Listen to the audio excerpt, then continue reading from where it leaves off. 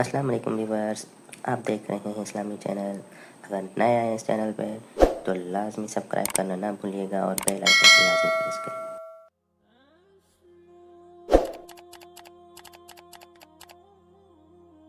میں ذمہ داری سے بات کر رہا ہوں۔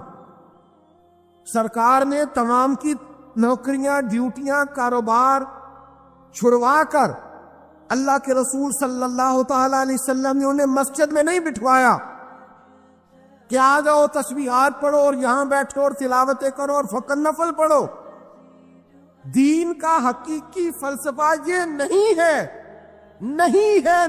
ہے کہ آپ تجارت چھوڑ کر صرف تبلیغ پر چلے جائیں، بلکہ دین کا حقیقی فلسفہ یہ ہے کہ تجارت دیانتداری کے ساتھ کریں، رزق آپ حلال کمائیں۔ دین یہ ہے کہ آپ اس میں کسی کا حق نہ کھائیں، یتیم مسکین کا حصہ نہ لیں، آپ اپنے مال سے زکوٰۃ صحیح نکالیں۔ تو اس کو سمجھیے گا کہ جس طرح ہمارے ظاہری وجود پر تھوڑا سا دھبا ہو یا وجود پر کپڑوں پر کچھ تھوڑا سا گرد جمع ہوا ہو تو ہمیں سکون نہیں لینے دیتا، ایک بٹن ٹوٹا ہوا ہو تو ہمیں سکون نہیں لینے دیتا، تو اگر ہمارے باطن پہ کوئی دھبا ہو تو، ہماری روح پر کوئی میل کچیل ہو تو، ہمارے دل پر اگر کسی قسم کا بوجھ ہو تو کس طرح سکون آئے گا؟ تو سمجھیے گا یہ جو حسد ہوتا ہے یہ بھی ایک دھبا ہوتا ہے۔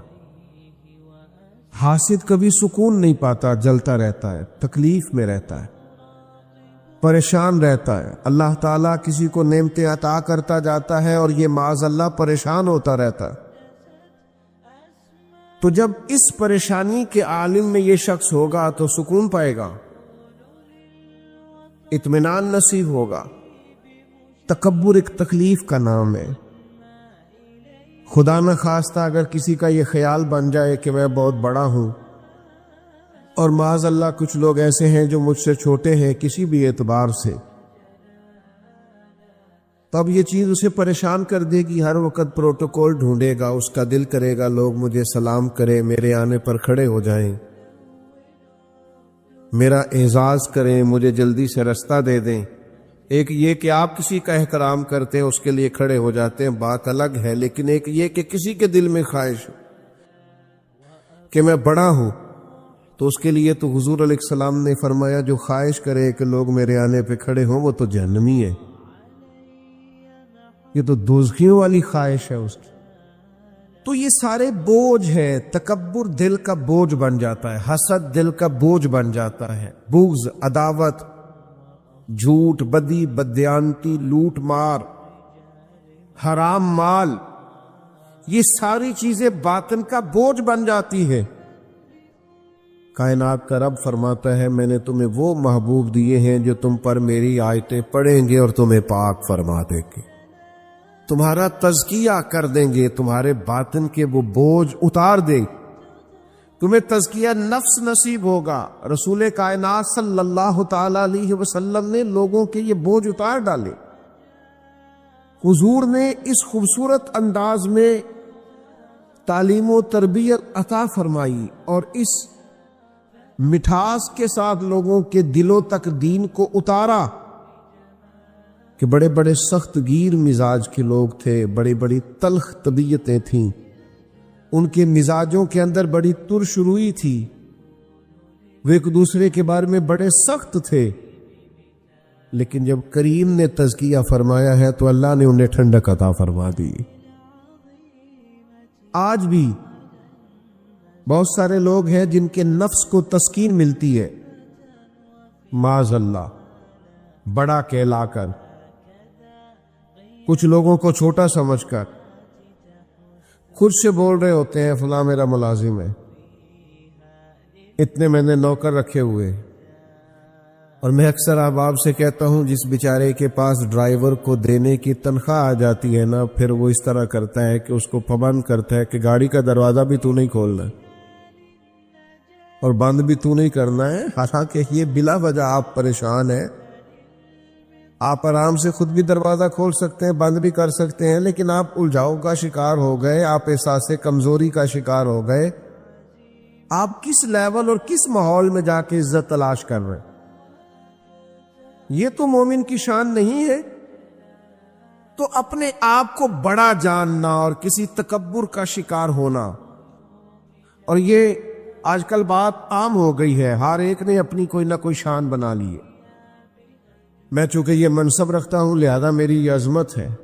بھئی کوئی آپ کو اکرام دے بات الگ ہے، پر آپ کی شان تو یہ ہونی چاہیے کہ وَعِبَادُ الرَّحْمَنِ الَّذِينَ يَمْشُونَ عَلَى الْأَرْضِ هَوْنًا، رحمان کے بندے تو زمین پر آہستگی سے چلتے ہیں، عاجزی سے چلتے ہیں، ان کے مزاج میں ٹھہراؤ ہوتا ہے، بردباری ہوتی، کسی قسم کے چھچھورے پن سے، کسی قسم کے تکلف سے، کسی قسم کی بناوٹ سے وہ ہمیشہ آزاد ہوتے، ان کی طبیعتوں میں معنی خیز قسم کا ٹھہراؤ ہوتا، اطمینان انہیں نصیب ہوتا ہے۔ حضرت ابو ذر غفاری رضی اللہ تعالیٰ عنہ صحابی رسول ہے، اور بڑے جلیل القدر صحابی اور بڑے فقیر منج صحابی ہے، اور فقر ابو ذر دنیا کے اندر ضرب المثل ہے۔ ایک بڑی عجیب صورتحال ایک شخص نے دیکھی، اس نے دیکھا کہ حضرت ابو ذر غفاری رضی اللہ تعالیٰ عنہ اپنے گھر سے نکلے تو جس طرح کا لباس جناب ابو ذر غفاری نے پہن رکھا ہے بالکل اسی طرح کا لباس ان کے غلام نے بھی پہنا ہوا ہے۔ آپ کی توجہ ہے میری بات پر؟ نوجوان زیادہ غور کرے ذرا اس پر، یعنی بالکل یہ بڑا بے موسمہ سا پھل تھا اس زمانے میں کہ جب غلام کو یہ اجازت ہی نہیں ہوتی تھی کہ وہ اپنی مرضی سے کوئی جانور دھوپ سے کھول کے چھاؤں میں باندھ دے، کہتے تھے تو اتنا سمجھدار ہو گیا کہ بغیر اجازت یہ کام کرے گا۔ تو جس طرح کا لباس آقا نے پہنا اسی طرح کا غلام، آج جو بڑا اچھا بھاشن دیتے ہیں نا غریبوں کے حقوق پر، کبھی ان کے کپڑے بھی دیکھنا، ان کے ملازم کے کپڑے بھی دیکھنا، ان کے جو قریب رہنے والے ان کے خدام ہیں ان کا لباس بھی دیکھنا۔ چلے میں چھوٹا آدمی ہوں، کوئی بڑی بات کروں گا تو اچھی نہیں لگے گی، وزیروں کی کیا بات کرنی ہے، یہاں تو پیروں کا حال بڑا انفرادی ہے، ذرا ان کا رنگ بھی دیکھیں اور ان کے خدام کا رنگ بھی دیکھیں۔ ہم کو تو میسر نہیں مٹی کا دیا بھی، اور گھر پیر کا بجلی کے چراغوں سے ہے روشن۔ وہ وہاں بڑا معاملہ بڑا عجیب ہے، خدا بندہ یہ تیرے سادہ دل بندے کدھر جائیں کہ درویشی بھی عیاری ہے، شہنشاہی بھی عیاری، اللہ ماشاء اللہ۔ تو وہاں خدام کے کپڑے ایک جیسے نہیں ہوتے، ان کا وہ جو شانہ آنا جانا ہے اور اٹھنا بیٹھنا ہے وہ بڑا انفرادی ہو جاتا ہے۔ تو کیفیت بڑی انوکھی ہے، جس طرح کا لباس سیدنا ابو ذر غفاری رضی اللہ تعالیٰ عنہ نے پہن رکھا ہے بالکل اسی طرح کا لباس ان کے غلام نے پہنا ہوا ہے۔ تو ظاہر ہے کہ عرب کے اندر یہ بڑا ایک انفرادی کام تھا اور بے موسم پھل تھا۔ تو آگے بڑھ کے لوگوں نے پوچھا جناب مسئلہ سمجھ میں نہیں آیا، بالکل اسی قیمت کا اسی طرح کا لباس آپ کا اور اسی طرح کے آپ کے غلام کا، ماجرا کیا ہے؟ تو جناب ابو ذر غفاری نے ٹھنڈی آہ بھری اور پھر کہنے لگے میری بات نہیں، یہ مدینے والے محبوب کی بات ہے۔ یہ وہ کمال ہے جو اس محبوب نے دیا ہے کہ یتلو علیکم آیاتنا ویزکیکم، وہ جو تزکیہ نفس کی خوبصورت وادی سے ہمیں گزارا ہے، یہ اس کا ثمرہ ہے، یہ اس کا پھل ہے، یہ اس کا نتیجہ ہے۔ حضرت ابو ذر غفاری رضی اللہ تعالیٰ عنہ پھر خود ہی فرمانے لگے میں نے ایک دفعہ نا کسی غلام کو کسی بات پہ آر دلا دی تھی، کوئی سخت جملہ بول دیا تھا، فرماتے محبوب نے مجھے تنبیہ فرمائی اور ذرا سننا بات کو، حضور فرمانے لگے ابو ذر یہ تمہارے غلام تمہارے بھائی ہے، یہ تمہارے غلام تمہارے، ذرا بولیے گا تمہارے غلام تمہارے کون جی؟ غلام تمہارے یہ درجہ دے کے دیکھے نا، یہ حضور نے دیا ہے. فرمایا یہ تمہارے غلام تمہارے بھائی ہیں، جس طرح کا خود کھانا اسی طرح کا انہیں بھی کھلانا، اور جس طرح کا خود پہننا اس طرح کا انہیں بھی پہنانا، اور ان کی طاقت سے زیادہ ان پر بوجھ نہ ڈالنا، اور اگر کبھی طاقت سے زیادہ ان پر بوجھ ڈالو تو پھر کام میں ان کی مدد بھی کرنا.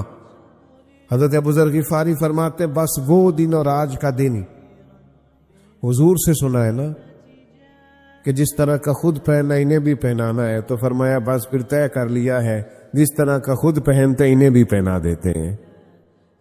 میرے عزیز، یہ جو آج مزاج ہے ہماری طبیعت میں، بوجھ ہے یہ چیز کہ ہم کچھ لوگوں سے اپنے آپ کو بڑا جاننے لگے. کچھ لوگوں کا حال یہ ہے کہ وسائل پر میرا ہی حق ہے، اور مختلف قسم کی لوٹ گھسوٹ، ظلم، جبر، زیادتی، اور کسی سے چھین کر اپنا گھر بسانے کی کوشش. یہ تو بہت بڑی بزدلی ہے، یہ تو بہت بڑی ناکامی ہے. یہ ظلم تو اتنی بڑی زیادتی ہے کہ یہ آپ کو کسی صورت سکون نہیں لینے دے. آپ ہمیشہ بے چین، بے قرار، الجھے ہوئے، مضطرب اور وسوسوں کے غلبے میں ہر وقت دبے نظر آئیں. میرے بھائیوں، یاد رکھیے گا اور سمجھیے گا، حضور علیہ الصلوۃ والسلام نے ہر قسم کے تکبر نکال دینے سے، ہر قسم کی عداوتیں اپنے دلوں سے دور کرنے کا ہمیں حکم ارشاد فرمایا. یہ کر دینا بندہ ذرا ہلکا پھلکا سا ہو جاتا ہے. وہ عاجزی میں رہے تو ذرا تھوڑا سا نارمل زندگی بڑی خوبصورت. یہ پروٹوکول والی زندگی بڑی خطرناک ہوتی ہے، لیکن اس کا پتہ اس وقت چلتا ہے جب پروٹوکول ملنا شروع ہو جاتا ہے. اس سے پہلے چاہت ہوتی ہے، پھر تو بندے کو جب ملنے لگتا ہے تو اسے احساس ہوتا ہے کہ میری تو ذاتی زندگی کوئی نہیں رہی، میں تو نجی طور پر کوئی کام کرنے کے قابل ہی نہیں رہا، میں تو وہ کچھ کر ہی نہیں سکتا جو مجھے کرنا چاہیے تھا، الا ماشاء. وہ مشکل میں محسوس کرتا ہے. تو عاجزی سے رہنا، اپنے مزاج کو ہلکا پھلکا رکھنا، تکبر سے، انانیت سے، جھوٹ سے، بدی سے، بلا وجہ کسی پر زیادتی کرنے سے بچنا، اور عام لوگوں کے ساتھ حسن سلوک کرنا. اس سے انسان کی پاکیزہ فطرت کا پتہ چلتا ہے. حضرت انس بن مالک رضی اللہ تعالیٰ عنہ ارشاد فرماتے ایک شخص نہ آیا حضور کی بارگاہ میں کہ بعض اوقات لوگ کسی بڑے آدمی کو دیکھتے ہیں نا تو وہ تھوڑے سہم جاتے ہیں، ڈر جاتے ہیں. وہ میرے ساتھ بھی کئی دفعہ ایسا ہوتا ہے، بہت سارے لوگوں نے کیمروں میں دیکھا ہوتا ہے نا، تو وہ اچانک سے کہیں ملاقات ہو جائے تو بعض دوست جو ہوتے ہیں وہ جملے ٹوٹنے لگتے ہیں، تو انہیں کہنا پڑتا ہے کہ جناب آپ غلط فہمی کا شکار نہ ہو، ہم بڑے چھوٹے آدمی ہیں، آپ مہربانی فرمائیں، آپ ایزی رہیں، نارمل رہیں. تو لوگ بعض اوقات کسی کو دیکھتے ہیں تو اپنے اوپر کنٹرول نہیں رکھ پاتے، مشکل ہوتی. حضرت انس بن مالک رضی اللہ تعالیٰ عنہ ارشاد فرماتے ہیں، یہ بخاری میں موجود ہے اور دیگر کتب احادیث اور کتب سیرت میں بھی موجود ہے، اور مختلف الفاظ کے ساتھ روایت موجود ہے. آپ فرماتے ہیں کہ وہ شخص آئے کسی ملک سے اور حضور علیہ الصلوۃ والسلام کی بارگاہ میں حاضر ہوئے، تو ظاہر ہے نبی پاک علیہ السلام کی خدمت میں صحابہ سراپا ادب بن کے بیٹھتے تھے. تو انہوں نے وہ کیفیت دیکھی نا نبی کریم کی، اور صحابہ کے ادب کی، احترام کی، اور پھر اللہ تعالیٰ نے جو محبوب کو رعب عطا فرمایا ہے اس رعب کو ملاحظہ کیا. تو فرماتے ہیں اس شخص نے جو آئے تھے انہوں نے کانپنا شروع کر دیا، ان کے وجود پر راشا طاری ہو گیا. وہ ایک عجیب سے خوف میں مبتلا ہو گئے. اب ذرا انداز دیکھیے گا، وہ خوف میں مبتلا ہوئے تو محبوب پاک علیہ السلام نے تھپکی دی. حضور فرمانے لگے ڈرتے کیوں ہو؟ تو انہوں نے عرض کی کہ میں مدینے کی حکومت کے سربراہ کی خدمت میں آیا ہوں، تو مجھے ڈر لگ رہا ہے کوئی بات نہ ایسی ہو جائے جس سے آپ ناراض ہو جائیں. دیکھیے گا بات کہاں کی تھی، چلی کہاں گئی۔ حضور علیہ السلام کی آنکھوں میں تو آنسو آ گئے اور کریم فرمانے لگے نہیں، آپ کسی بادشاہ کے پاس نہیں آئے، آپ تو اس بیٹے کے پاس آئے ہیں جس کی ماں گوشت کے خشک ٹکڑے کھا کے بھی گزارا کر لیتے۔ میں تو غریب ماں کا بیٹا، آپ تو اس بیٹے کے پاس آئے جس کی ماں گوشت کے خشک ٹکڑے کھا کے بھی اپنا اور اپنے گھر کا وقت گزار لیتی تھی۔ میرے عزیزو، یہ معیار، یہ رویہ، یہ نارمل زندگی جو حضور علیہ السلام نے ہمیں دی ہے، یہ تزکیہ کے بعد انسان کو حاصل ہوتی ہے کہ اپنے باطن سے سارے بوجھ اتار ڈالے۔ لیکن ہم جب تک لوگوں کے پاس کچھ نہیں ہوتا اتنی دیر تک تو وہ بڑے دعوے کر رہے ہوتے ہیں کہ میں فلاں کے لیے یہ کر دوں گا اور میں فلاں کے لیے یہ کر دوں گا اور مجھے اگر اللہ نے موقع دیا تو میں یہ کر دوں گا، اور جب انہیں موقع مل جائے پھر سب سے زیادہ مجبوریاں بھی وہی سناتے نظر آتے ہیں، سب سے زیادہ پھر فلسفہ بھی وہی بیان کرتے ہو۔ میاں تو اتنے دعوے، میں ایک دفعہ نے کہ جلسے سے لوٹ رہا تھا تو الیکشن کے ایام تھے، تو میرا ایک دوست اکثر تنقید کرتا ہے کہ مولوی ساری رات مائک چلائے رکھتے ہیں، تو وہ جلسے میں تھا، سیاسی جلسے میں، اور رات کے 2-2:30 بج رہے تھے، تو میں نے اس کی طرف دیکھ کے کہا، میں نے کہا سپیکر چلا رہا ہے کہ بغیر سپیکر کے جلسہ ہو رہا ہے؟ تو وہ کہنے لگا نہیں آپ ٹھیک ہے، ہمیں بھی جلانا پڑ گیا ہے۔ تو بڑا خاص سپورٹر اور ووٹر تھا وہ اپنے امیدوار کا، یہاں اس کی فوٹو بھی لگا رکھی ہے اور اس کی نام کا بیج بھی اپنے سینے پہ بالکل چسپاں کیے ہوئے، لیکن وہ اندر تقریر کر رہا ہے اور یہ باہر گھوم رہا ہے اور ہے بڑا پکا ووٹر سپورٹر۔ تو میں نے اس سے کہا خدا کے بندے، وہ تیرا امیدوار، تیرا لیڈر اندر تقریر کر رہا ہے اور تو باہر گھوم رہا ہے۔ تو کہنے لگا جھوٹ بول رہا ہے، سارے جھوٹ بول رہا۔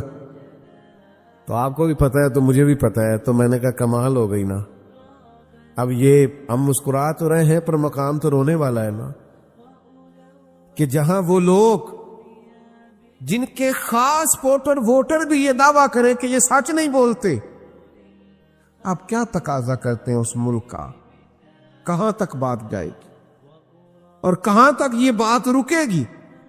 تو میرے عزیز، اپنی زندگی کے اندر مزاج اس طرح کا بنایا جائے کہ انسان ان سارے عیبوں سے اپنے آپ کو بچائے، اجلا ہوا اور نکھرا ہوا اس کا باطن ہو، مختصر سے اس کے مطالبات ہوں، سجی ہوئی اس کی زندگی ہو، تھوڑا سا اس کا دائرہ کار ہو، بہت ٹانگیں اس نے نہ پھیلا رکھی ہوں، بہت زیادہ مخالفتیں نہ بنا رکھی ہوں، بہت زیادہ زندگی میں الجھاؤ نہ ہو، بہت سارے لوگوں کے ساتھ اس کا تنازع نہ ہو، بڑا خوبصورت سا اٹھنا بیٹھنا ہو، لائف بڑی حسین سی ہو، سادہ سا طرز زندگی۔ مسند امام احمد بن حنبل کے روایت سنیے، آپ کو بڑا لطف دے گی۔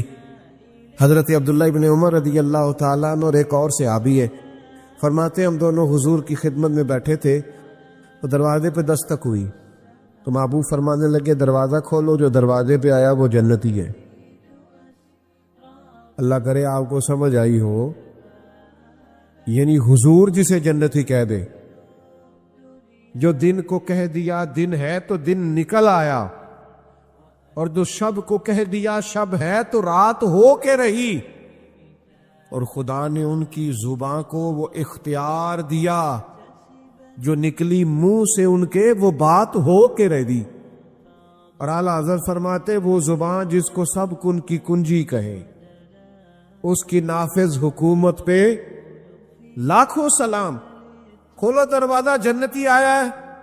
حضرت عبداللہ رضی اللہ تعالیٰ عنہ بیان فرماتے ہم نے دروازہ کھولا تو بندہ بڑا سادہ سا، بالکل سادہ، تازہ وضو کیا ہے اور پانی کے قطرے داڑھی سے بہہ رہے، جوتے بغل میں دبائے ہوئے، کچھ سامان دبائے ہوئے، چیزیں ایک سائیڈ پہ رکھی، حضور کی خدمت میں چند گھڑیاں بیٹھا، دست بوسی کی، اٹھ کے چلا گیا۔ فرماتی ہم رش کی کرتے رہے، کیسا خوش وقت ہے جسے حضور نے دنیا میں جنت کی بشارت عطا کر دی۔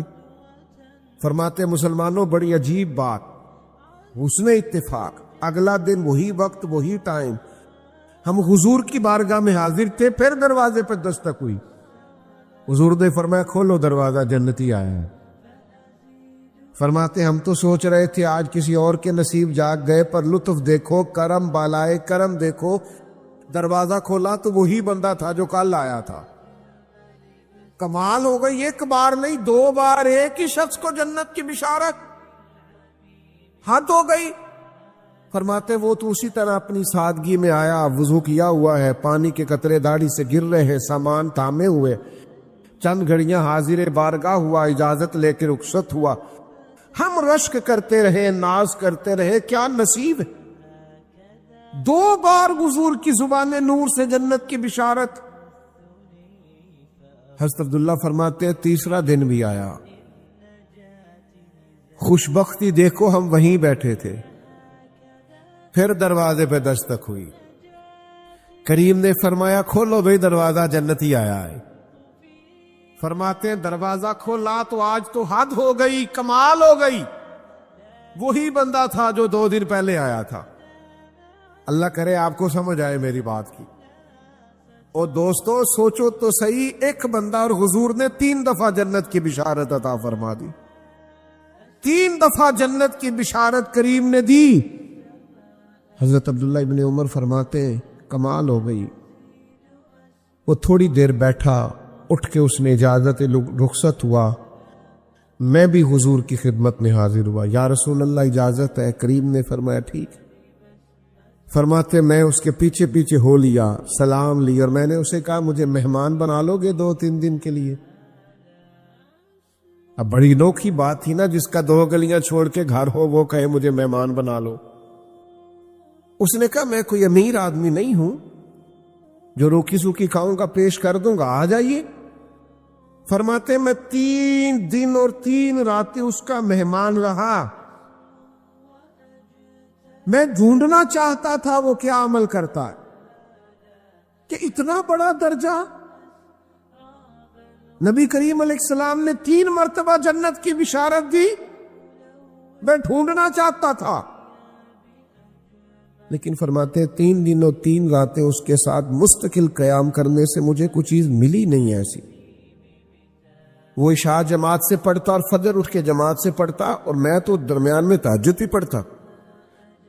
وہ تو پنیر کے خشک ٹکڑے خیرات کرتا اور میں تو اس سے بظاہر زیادہ صدقات دیتا تھا۔ فرماتے کچھ چیز ملی نہیں۔ تیسرے دن میں رخصت ہونے لگا تو اس کی آنکھوں میں بھی سوال تھا کہ بھئی آپ آئے رہے اور بات سمجھ میں نہیں آئی، وجہ کیا تھی؟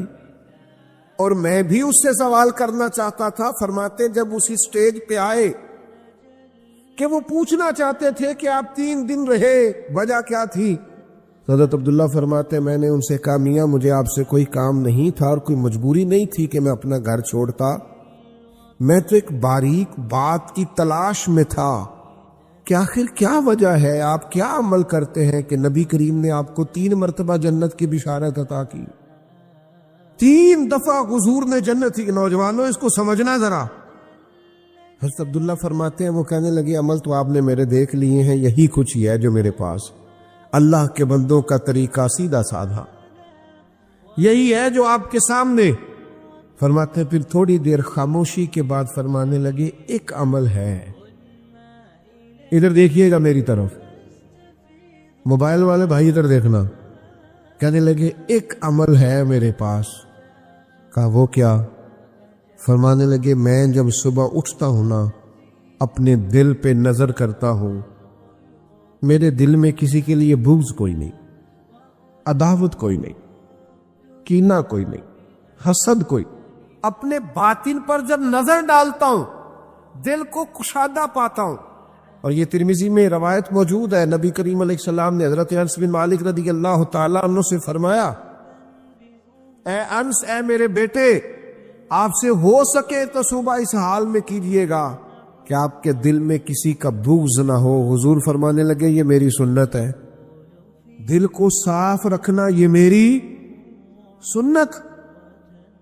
حضرت عبداللہ فرماتے ہیں وہ صحابی مجھ سے فرمانے لگے کہ میں اپنے دل کو صاف پاتا ہوں آپ فرمانے لگے بس پھر میں سمجھ گیا ہوں یہ جو آپ کے دل کی طہارت ہے نا، اسی کی وجہ سے اللہ کے محبوب نے 3 مرتبہ جنت کی بشارت عطا فرمائی۔ تو یہ اتار پھینکیے سارے باطن کے بوجھ، نکال دیجیے اپنے باطن سے وہ ساری چیزیں جو طبیعت کو بوجھل بناتی ہے، جو انسان کو اس طرح کا بناتی ہے کہ وہ ظلم کرتے بھی نہ ڈرے، تکلیف دیتے بھی نہ کام پہ، جبر کرتے بھی اسے کچھ احساس پیدا نہ ہو۔ اپنے دل کو حضور کی سنت کے ساتھ آراستہ کیجیے، محبوب کے دیے ہوئے خوبصورت نظام تزکیہ کے ساتھ آراستہ کیجیے۔ اور ایک اور پہلو چھوٹا سا عرض کرنا چاہتا ہوں کہ میرے بھائی آپ بیٹھ جائیں اور بات سنیں، یہ آج اسٹیٹس نہ بھی لگے گا موبائل کا تو انشاءاللہ گزارا چلے گا، کچھ تھوڑا سا ایک دن چھٹی کر کے دیکھیں نا، کوئی حرج نہیں، اللہ تعالیٰ آپ کو جزائے خیر عطا فرمائے۔ مجھ سے نا ایک دفعہ کبھی کبھی محبت کی باتیں ہو جاتی ہیں، تو ایک دوست ایک دفعہ کہنے لگے کوئی وظیفہ ہی بتائے، کوئی اللہ اللہ ہی بتائے، تو میں نے کہا پہلے چلانا بتاؤں آپ کو، کہنے لگے بتائیں، تو میں نے کہا 25 منٹ موبائل کو ہاتھ نہیں لگانا آپ نے، تو وہ بھی بس ہنسے ہی تھے، آپ کی طرح مانے کوئی نہیں، جس طرح آپ نہیں بس خالی مسکرا رہے ہیں، مانے نہیں۔ وہ خدا کے بندو، زندگی موبائل کے اندر نہیں اس کے باہر ہے، یہ تو مشینوں کی حکومت تو دل کو سخت کر دیتی ہے دل کے لیے موت مشینوں کی حکومت، اقبال کہتے ہے دل کے لیے موت یہ مشینوں کی حکومت، احساس مروت کو کچل دیتے ہیں آلات، یہ جو آلات ہوتے ہیں یہ مروت کو کچلتے ہیں، لوگ ایک دوسرے کے پاس بیٹھے ہوتے ہیں پر موبائل پہ لگے ہوتے ہیں۔ زندگی میں وہ عجیب لمحہ تھا، وہ میرے ساتھ تھا پر میں تنہا تھا، وہ ساتھ بیٹھا تھا پر میں اکیلا تھا، چونکہ وہ ساتھ تھا ہی نہیں۔ تو عزیز ایک دو باتیں مزید سنیں اور میں اپنی گفتگو کو سمیٹوں، پھر حضور کی مرتبے اور مقام کو آگے بیان فرمایا، وَيُعَلِّمُكُمُ الْكِتَابَ وَالْحِكْمَةَ، فرمایا محبوب تمہیں کتاب بھی سکھائیں گے اور حکمت بھی سکھائیں گے۔ دانائی بڑی نعمت ہے، ہمارے ہاں نا آج جذباتیت بہت زیادہ ہے، رد عمل دینے میں بڑی ہمارے مزاجوں میں تلخی، ہم بہت سارے کام ایسے ہیں جو وقتی جذبات کے تناظر میں کرتے ہیں، دیر پا حکمت عملی، سمجھداری کا مظاہرہ، غور و فکر، تدبر، حکمت، یہ بڑی ضروری چیز ہے۔ دیکھیے کائنات کی سب سے بڑی سچائی یہ ہے کہ اللہ وحدہ لا شریک ہے، یہ سب سے بڑا سچ ہے کہ اللہ ایک ہے، لیکن رب فرماتا ہے یہ بھی سچ بولو تو حکمت کے ساتھ بولو۔ آپ دیکھیے فکری تندرستی کتنی زیادہ ہے کہ 1000 کے مقابلے میں 313 لوگ ہیں، نہ اسلحہ پورا ہے، نہ گھوڑے پورے ہیں، نہ خوراک پوری ہے، لیکن وہ میدانوں میں اس طرح لڑے ہیں کہ 1000 کو بھاگنے پر مجبور کر دیا۔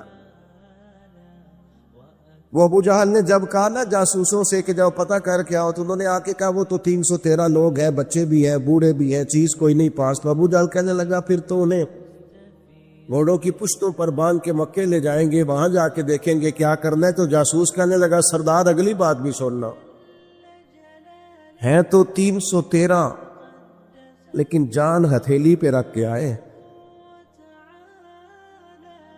جس کے خیمے کے پاس سے گزرے ہیں شہادت کی دعا مانگتے دیکھا ہے، ان کی آنکھوں سے چمکتی ہوئی روشنی اور ان کے لفظوں سے پھوٹتا ہوا بلبلا اور ان کی آوازوں سے نکلتا ہوا دبدبا، اسی جگہ بھی انہیں کمزور نہیں ہونے دیتا، ان کے اندر کہیں بھی کوئی کمزوری نہیں آنے دیتا۔ غریبی کا نام لے کے سارا دن پریشان ہونا، غریبی کا نام لے کے اپنے آپ کو مظلوم ثابت کر کے لوگوں کو مدد پر اکسانا، بندہ مومن کا یہ طریقہ نہیں ہے۔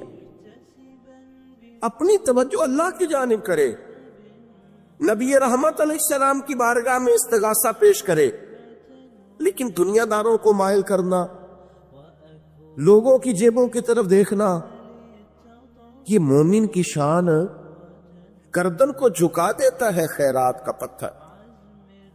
جہاں میں مانگنے والوں کے سر کبھی اونچے نہیں ہوتے، اور غیرت ہے بڑی چیز جہان تگ و دو میں۔ بھائی آپ طاقتور بنے۔ دیکھیں نا، ایک نوجوان نے آ کے حضور کی بارگاہ عالی مرتبت میں عرض کیا تھا، یا رسول اللہ صلی اللہ علیہ وسلم، غریب ہوں، کچھ دیجئے۔ تو حضرت جابر بن عبداللہ رضی اللہ تعالیٰ عنہ فرماتے ہیں، ہم نے حضور سے بڑا کچھ سنا، یہ لفظ نہیں، لفظ لا، یعنی میرے پاس نہیں ہے، یہ ہم نے حضور سے سنا ہی نہیں۔ ایسا کوئی محبوب کہیں ہوگا نہ کہیں ہے، بیٹھا ہے چٹائی پہ مگر عرش نشی ہے، اور ملتا نہیں کونین کو کیا کیا تیرے در سے، بس ایک لفظ نہیں ہے جو تیرے لب پہ نہیں ہے۔ اور یہ فاضل بریلوی رحمت اللہ علیہ کا انداز بھی دیکھیے، کہتے ہیں واہ کیا جود و کرم ہے شہ بتہا تیرا۔ اور یہ ذرا دیکھیے شعری ذوق دیکھیے، واہ کیا جود و کرم ہے شہ بتہا تیرا، نہیں سلطا ہی نہیں، کیا انداز ہے۔ اب یہ کیسی زبان ہے اور کیسا یہ محاورے کا استعمال ہے، جو شعری ذوق رکھتے ہیں وہ سمجھے، کہتے ہیں نہیں سنتا ہی نہیں، کون؟ مانگنے والا تیرا۔ یا رسول اللہ آپ سے مانگنے والا نہیں سنتا، حضور عطا کرتے۔ اور ایک جگہ پہ فرماتے ہیں، میرے کریم سے کر قطرہ کسی نے مانگا، دریا بہا دیے ہیں دربے بہا دیے ہیں۔ حضور تو دیتے، پر نوجوان نے جب آ کے عرض کی نا، یا رسول اللہ صلی اللہ علیہ وسلم کچھ دیجئے، وہ جوان ہو، چڑھتی جوانی ہو، اور پھر وہ سوال کرے۔ ہمارے ساتھ ایک دوست پڑھا کرتا تھا، یہ 3 مہینے کی چھٹیاں ہوتی تھی تو وہ مستریوں کے ساتھ مزدور لگ جاتا۔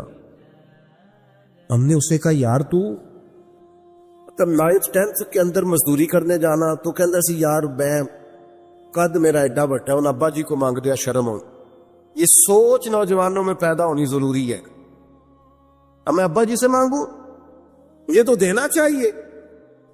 اس نے آ کے عرض کی، یا رسول اللہ صلی اللہ علیہ وسلم کچھ دیجئے، تو حضور فرمانے لگے، تیرے پاس کچھ بھی نہیں؟ اس نے کہا، ایک پیالہ ہے میرے پاس گھر میں اور ایک کمبل ہے۔ اتنا غریب بندہ ہے کوئی محفل میں جس کے گھر میں ایک ہی پیالہ ہو، ایک ہی کمبل ہو؟ کوئی بھی نہیں اتنے بڑے مجمع میں۔ لیکن اگر کوئی ہماری غریبی کا رونا پوچھے تو میرا خیال ہے ہر تیسرا بندہ دوسرا بندہ غریب ہے، اور بڑا ہی غریب ہے۔ ایک پیالہ ایک کمبل، کریم نے فرمایا لے کے آؤ، وہ لائے تو محبوب فرمانے لگے، کون خریدے گا؟ ایک نے کا 1 دینار، ایک نے کا 2 دینار۔ محبوب نے بولی لگوا دی، 2 دینار کا بیچ دیا، فرمایا جا 1 دینار کی روٹی لے جا۔ یہ نوجوانوں کو فکر دی کہ وہ انویسٹمنٹ میں تم نے ذات سے اپنے گھر سے لینی ہے۔ وہ 10-15 ہزار کا ٹھیلا بھی کسی سے نہیں کہنا تو لگا کے دے، جاؤ 1 دینار کا کھانا لے جاؤ، 1 دینار کا کلاڑا خرید کے لاؤ۔ صحابہ فرماتے ہیں وہ کلاڑا لایا، پر نصیب دیکھو اس کلاڑے میں دستہ نبی کریم نے اپنے دستے مبارک سے لگایا۔ فرمایا جا جنگل میں جا کے لکڑیاں کاٹ اور بیچ، کھا بھی اور کھلا بھی، پی بھی اور پلا بھی، 10 دن مجھے نظر نہ آنا۔ یارو یہ کیا بات ہوئی؟ مایوس رہنا، کمزور رہنا، فلانے نے میرے ساتھ تعاون نہیں کیا تو میں پیچھے رہ گیا، فلانے نے ہاتھ نہیں پکڑا، تو اپنی دنیا آپ پیدا کر، اگر زندوں میں خود جدوجہد کر، میدان میں اتر، ہمت کر۔ حضرت حسن بصری رحمۃ اللہ علیہ کے پاس ایک نوجوان نے آ کے عرض کی، حضور بس آج کے بعد میں نے کام نہیں کرنا۔ فرمایا تمہیں کیا ہوا ہے؟ کہنے لگا آج میں نے عجیب منظر دیکھا ہے، میں نے دیکھا ہے کہ ایک شیر نے شکار کیا بکرے کا، آدھا کھایا ہے، آدھا منہ میں پکڑ کے پہاڑی پہ چڑھ گیا. وہاں ایک نابینا لومڑی بیٹھی تھی، باقی کا اس نے اسے کھلایا ہے. تو حضور میں یہ سمجھ گیا ہوں کہ جو رب اس نابینا لومڑی کے لیے بندوبست کرتا ہے میرے لیے بھی کرے گا، لہذا میں نے کام نہیں کرنا. حضرت حسن بصری بڑا مسکرائے، فرمانے لگے کہانی میں کردار تو نے دو دیکھے، ایک شیر ایک لومڑی. فرمانے لگے کیا بات ہے تیری، تو نے لومڑی بننے کا پروگرام بنایا، شیر بننے کا کیوں نہیں بنایا؟ تو شیر بننا، شکار کر، خود بھی کھا، دوسروں کو بھی کھلا. یہ کیا بات ہوئی؟ امت کے جوان فائلیں لیے دفتروں کے چکر لگاتے اور اپنی بغل میں کاغذات لیے امبیسیوں کے پھیرے کاٹتے اور ایجنٹوں سے سوال کرتے کہ مجھے ملک سے باہر جانا ہے، کیا طریقہ ہے؟ یہاں رہ کے بھی محنت ہو سکتی ہے، اپنی مٹی پہ چلنے کا سلیقہ سیکھو. سنگ مرمر پہ چلو گے تو پھسل جاؤ گے. دوستو سنو، میرے کریم نے فرمایا جا لکڑیاں، ایک پیشہ برا ہے میرے بھائیوں، ایک پیشہ وہ ہے کسی کے آگے ہاتھ پھیلانا. باقی دنیا میں کوئی پیشہ برا جو ٹھیلا لگاتا ہے اور مالٹے بیچتا ہے اور سیب بیچتا ہے، بڑا عزت والا آدمی. یہ شارٹ کٹ چھوڑ دو، دوسروں پہ بھروسہ کرنا چھوڑ دو. وہ شاعر ایک بیٹھا تھا نا، شاعر مجھ سے ناراض نہ ہو جائیں، تو کئی دفعہ وہ شعر و شاعری میں بھی ان کی حالت بڑی خستہ ہو جاتی ہے.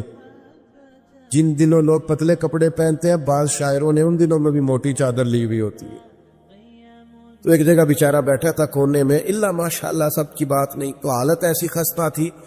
ایک بندہ 5 روپے پھینک گیا، تھا خوددار، بڑی تکلیف کو اٹھا اپنے پیسے. تو اس نے کہا آپ کی حالت بتا رہی ہے، آپ کو ضرورت ہے. اس نے کہا ضرورت پڑی تو اللہ رسول سے مانگوں گا، تیرے سے کیوں مانگوں گا؟ شعر بڑا قیمتی کہا. اس نے کہا یہ آرزوئے کرم اور میں آپ سے کروں، یہ آرزوئے کرم اور میں آپ سے کروں، یہ بھیک اس کو دیجئے جس کا خدا نہ ہو. میں تو وارث ہے میرے اللہ رسول، میں کو لوارث ہوں کہ تیرے سے مانگتا پھروں؟ بس ہم سمجھے ہماری قیمت وصول ہو گئی. اگر خودداری پر نوجوان نعرے لگانے لگ گئے تو پھر تو بات بن گئی. لگتا ہے محنت کا ارادہ بن گیا ہے. انشاءاللہ تعالی کشکول ٹوٹنے کا ٹائم آ گیا ہے. کرم کی برکھا برسے گی، یہی ملت کا جوان قیادت کرے گا. اور یاد رکھنا، ہمیشہ قیادتیں غریبوں کے بچوں نے کی ہیں، جنہوں نے آدھی قیمت پہ کتابیں لے کے پڑھی ہیں، بڑی ڈگریاں انہوں نے حاصل کی ہیں. یہ کمزور نہ پڑھو. نبی پاک داعی اللہ ہے، حضور نے جگایا ہے. 15 دن نظر نہ آنا، مزدوری کر. وہ نوجوان 15 دنوں کے بعد آیا. اب تیرا حال کیا ہے؟ اس نے کہا حضور پہلے ایک پیالہ تھا نا، اب سارے گھر کے برتن بن گئے. پہلے ایک بستر تھا، اب سارے گھر کے بستر. اور نوجوانوں، ہم نے سہارا بننا ہے. ماں سے کہنا ہے اب تو نے آنسو نہیں بہانے، تیرا پتر بڑا ہو گیا ہے. بہن سے کہنا ہے اب تو کبھی پریشان نہیں ہوگی، تیرا بھائی بڑا ہو گیا ہے. بوڑھے باپ کے پاس بیٹھ کے کہنا فجی بس اب آنسو پوچھ دو، آج کے بعد پریشان نہیں ہونا، پتر جوان ہے. اپنی بیوی سے، بچوں سے کہنا کہ کسی خواہشات پوری کرنے کے لیے تمہیں دیر تک انتظار نہیں کرنا پڑے گا، ہم میدان میں ہیں. بس اپنی مٹی پہ چلنے کا سلیقہ سیکھو. سنگ مرمر پہ چلو گے تو پھسل جاؤ گے. نبی پاک نے محنت کو سپورٹ کیا ہے، مشقت کو سپورٹ کیا. حضور علیہ السلام نے فرمایا سب سے بہترین کمائی وہ ہے جو تو اپنے 2 ہاتھوں سے محنت کر کے کھاتا ہے. فرمایا اللہ کے نبی حضرت داؤد علیہ السلام محنت کر کے کمایا کرتے. سنگیو کام کرنا. اور دوسری بات، بھروسہ اللہ رسول پہ. بھروسہ، ادھر دیکھو میری طرف، دنیا داروں سے امیدیں لگا لیتے ہو بہت زیادہ. تو دنیا دار بندے بیچارے کمزور ہوتے ہیں. جی یہ الیکشن کے دن تھے، گزشتہ سے پیوستہ الیکشن جو گزرا ہے، تمہارا میرا ایک پیار والا دوست بھی ایک کیمپ بننے کی امیدوار کا بڑا ووٹر سپورٹر تھا. یہاں اس نے اس کا پیج فوٹو والا لگایا ہوا تھا. میں رات کو دیر سے جلسے سے لوٹ رہا تھا تو وہ کھڑا تھا باہر اور اندر امیدوار صاحب تقریر کر رہے تھے. میں نے کہا ادھر آ. وہ آ گیا. میں نے کہا تو بڑا ووٹر سپورٹر ہے، جا تقریر سن جا کے. تیرا لیڈر تقریر کر رہا ہے، تو باہر گھوم رہا ہے. کہتا ہے پیر صاحب جھوٹ پہ ماردا جو سارے جھوٹ بول رہا ہے، کرنا کرانا کچھ نہیں. تو میں کہ یار جی ایٹے پکے ووٹر سپورٹر تو بھی پتہ ہے کہ جھوٹ پہ ماردا ہے، تو ہم تو ویسے ہی سپورٹر نہیں ہیں. ہم نے تو کی محبت تو سیاست کا چلن چھوڑ دیا. ہم اگر عشق نہ کرتے تو حکومت کرتے. او بھائی، یہ پکے ووٹر سپورٹروں کو امیدیں نہیں ہیں، تو آپ کن سے امیدیں لگائے بیٹھے ہیں؟ آپ جدوجہد کریں اور امیدیں اللہ رسول سے. نبی پاک علیہ السلام نے فرمایا جو رب پہ بھروسہ کرے گا اللہ کی رحمت اس کی کفایت کرے. وَإِن يَتَوَكَّلْ عَلَى اللَّهِ فَهُوَ حَسْبُهُ، واللہ پہ بھروسہ کرے گا اللہ اس کے لیے کافی ہو جائے گا. ادھر دیکھو یار موبائلوں والے دوستوں، بات سنو. گھبراہٹ نہیں، ٹینشن نہیں، انزائٹی نہیں، ڈپریشن نہیں. مومن اور ڈپریشن، مومن اور انزائٹی، مومن اور ٹینشن. وہ جی مجھے پتہ نہیں مجھے کیا ہو رہا ہے، جی مجھے خوف آتا ہے. آپ کو خوف آتا ہے مومن ہو کے؟ آپ کو یہ کرونا کے دن سے تو مجھے لے گئے ایک سرکاری ہاسپٹل میں، آپ کچھ یہاں بات کریں، لوگوں کو حوصلہ دے. ایک ڈاکٹر صاحب مجھ سے کہنے لگے جی مجھے نہ تنگ جگہ بڑی گھٹن ہوتی ہے، تو موت سے بڑا ڈر آتا ہے، قبر تو بڑی تنگ ہوتی ہے. میں نے کہا ڈاکٹر صاحب کچھ بھی. کہنے لگے سانس ہی نہیں آتا، چاروں جانب سے بند ہے. تو میں نے کہا بچہ بھی تو ماں کے پیٹ میں سانس لیتا ہے نا. آپ نے تو سبحان اللہ کہا. وہ ڈاکٹر تھے، انہوں نے نہیں کہا. وہ کہنے لگی کہ تے اماں لیندی صاحب. ہنستے نہیں جی، باتیں ہنسنے کو نہیں سنا رہا، میں فکری باتیں کر رہا ہوں. کہا وہ تو اماں آکسیجن لیتی ہے تو بچے کو جاتی ہے. تو میں نے کہا چلے ڈاکٹر صاحب وہ جو انڈے سے بچہ نکلتا ہے اس کے تو چاروں جانوں کوئی صورت نہیں ہوتی سانس کی. تو مجھے کہنے لگے آپ کہنا کیا چاہتے ہیں؟ میں نے کہا میں یہ کہنا چاہتا ہوں قبر کی دو حالتیں ہیں. قبر دوزخ کے گڑھوں میں سے گڑھا بھی ہے اور جنت کے باغوں میں سے باغ بھی ہے. سنو یار، اللہ آپ کو خوش. ماشاء سنے جی سنے. میں نے کہا اگر کسی کا یہ ذہن بن جائے کہ مرنے کے بعد میں نے باغ میں جانا ہے، ایک منٹ کے لیے سوچو نا یار. یعنی ادھر قبر بند ہوئی تو نیچے باغ، اور باغ بھی معمولی نہیں، جنت کے باغوں میں سے باغ. اور باغ ایسا شاندار جس میں آنکھ کھلی تو پہلی زیارت ہی مدینے والے محبوب. آج پھولے نہ سمائیں گے کفن میں آسی، آج کی رات ہے ان سے ملاقات کی رات. تو وہاں جانے سے خوف آتا ہے. مومن خوف ٹینشن، مومن کو ایک ہی خوف ہے اللہ کا، رب سے ڈرتا ہے، اللہ کے سامنے کھڑے ہونے سے ڈرتا ہے.